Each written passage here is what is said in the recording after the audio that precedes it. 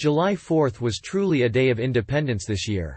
We, 3 friends and I, decided our form of fireworks this year was to be none other than our crystal compadre, 2CT7.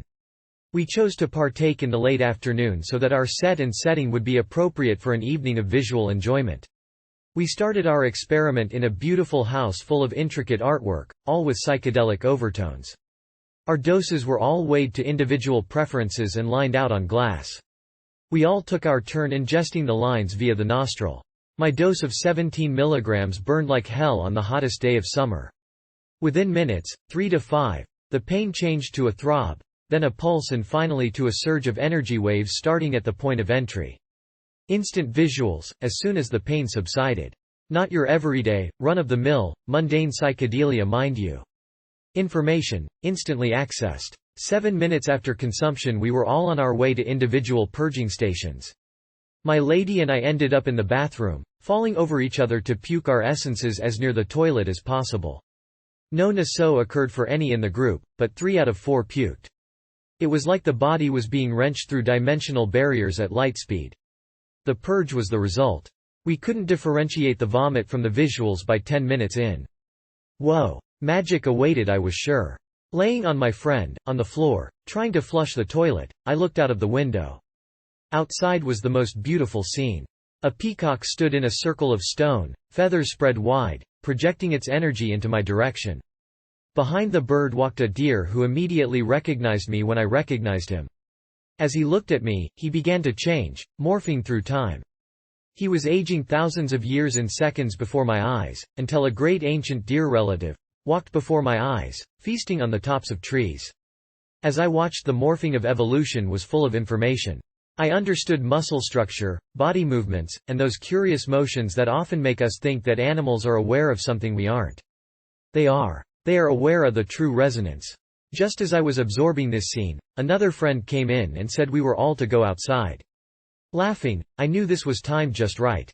Running through the house, a race against the purging urging me on, I was consumed with desire to be outside. Once there, I ran across the deck and vomited over the side. Below me, awaiting a feast, was a large group of peacocks. As I puked they fed. Not on the food that came from my stomach, but the ooze from my head. They felt the energy in the house growing and knew we were coming to give them a gift. As they fed, I realized they were receiving my consciousness. They were accessing altered states via me. As I realized this, the group of birds began to let their DNA flow.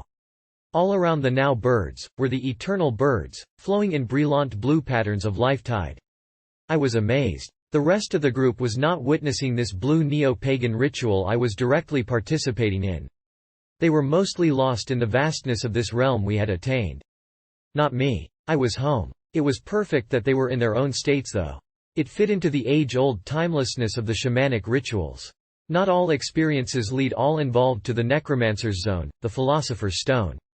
But I was there. All of the world was an information system waiting to be tapped. Above the peacock feast, I realized that all of life was feasting. The cycle of evolution as a timeless energy field was before my eyes. The most amazing creatures were all around us, morphing as I shifted through eyes that had been here before. My now self became aware of my eternal self. The me recycling through history. All of nature rejoiced and vibrated at a higher level, aware that another was conscious of the true resonance. Layers of information began to flow into my field of awareness. Let me describe as best I can. First there was the psychedelia, all of it.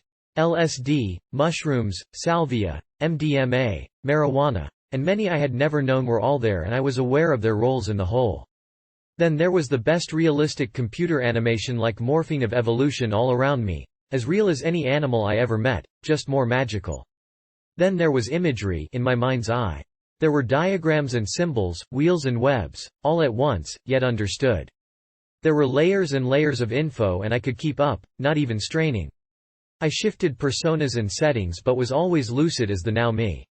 How strange. I watched one other member of the group time travel as well, letting his soul roam the realm. The others weren't letting themselves go though. They were stuck in personal loops. Timeless loops, that became the platform for my experience. I can't convey all of the magic in words. Someday maybe. I don't recommend insufflation for this material as it burned my nose for weeks.